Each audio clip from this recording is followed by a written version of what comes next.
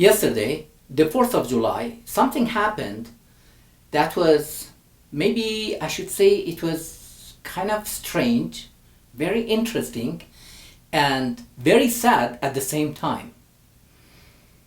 I met two freshman girls in their bikinis. Each of them had a tube. They were going to the nearby creek to do tubing. And so we talked and they said, "Happy 4th." I said, "Oh yes, Happy Independence Day." And they're like, "Yeah." I'm like, "What? Why you do that? It's Independence Day, right?" They were like, "Just say Happy 4th. 4th of July is for fun and we're going tubing and then we're gonna go to a barbecue party." That hurts my heart, really. Because what I saw reminded me my teenage years when I was in Iran and the Islamic Revolution happened by evil forces from outside and inside the country and destroyed the strong Iran. Iran was the fifth power economically and military-wise before the Islamic Revolution. And now you know what's going on, right? Is at the bottom of the list. And we talked with these two girls and I was surprised and I asked them, what's the reason why they do that? And they were like, "Oh, actually we want to move out of the United States. We wish we could. Unfortunately, we cannot right now. But in the future we will move." I said, "Okay, where?" "Oh, we don't know." I said, "Why? Why you want to move? What do you want to gain?" And they're like, "Oh, here there is no freedom." I'm like, "Really? You don't have freedom? You're in your bikinis and you have your tube, you're going to creek and you're gonna go to barbecue party." Think about the girls in Iran. Think about the 22-year-old girl who was killed by the morality police just a couple of years ago. Why? Because her hair cover was not all the way up, like, or to the front to cover the whole hair. And these two girls, these two freshmen, college freshman girls, they were complaining about lack of freedom. And they talked about systemic racism. I'm like, seriously? Do you know what systemic racism? Go to Iran. I said, "Go.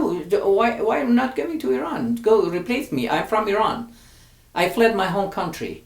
I was the president of students. I was defending the college girls when I was the president of students and I got in trouble several times.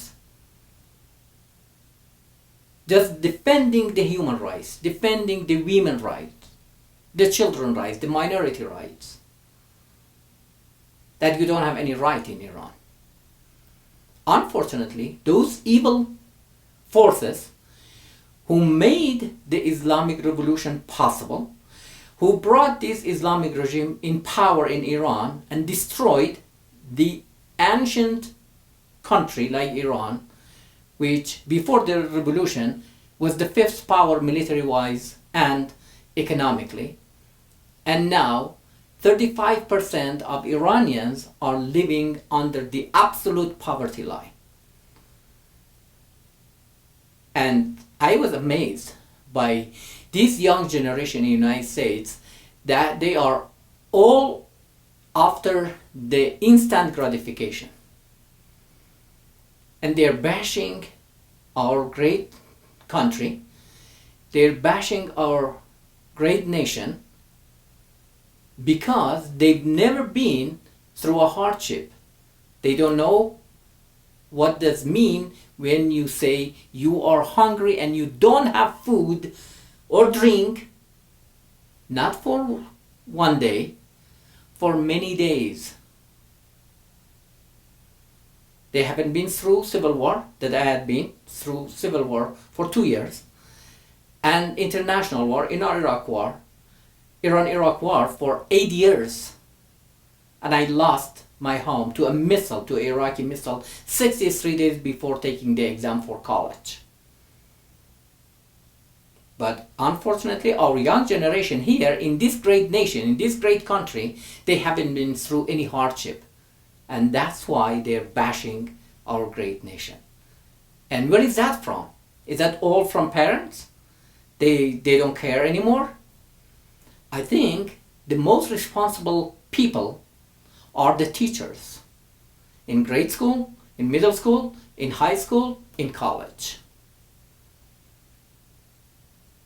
You may call that education system, but I don't. That's a schooling system. And this schooling system is responsible for that. And our parents also, the parents of this young generation. Because unfortunately, in this great nation, we never go back to the original principles of our founding fathers who established this great nation. The 56 people and 200,000 people, including 5,000 brave black men who fought and supported the Declaration of Independence. To be free. Free from tyranny and the colonialism of the British Empire. Those people, 200,000 people, sacrificed for us. Our 56 founding fathers, they put their lives in danger. They knew if they would not be succeeded, they could be hanged from gallows by the British Empire. But they were brave enough to fight for the freedom of this nation. At that time, the population of the United States, actually before becoming United States, the colonies was 2.5 million. And out of 2.5 million, 200,000 people, including 5,000 brave black men, fought for the independence, fought for our freedom that we are enjoying today. But unfortunately, most of the young generation and the majority of our fellow Americans and many people who come here from other countries to enjoy the freedom and what we have in this great nation, they don't know about the original principles. Unfortunately, any nation, any country, any empire, any great power, when they drift away from the original principles that that country or that power or that empire was established based on those original principles, when they drift away, they forget about that and they lose touch with these original principles.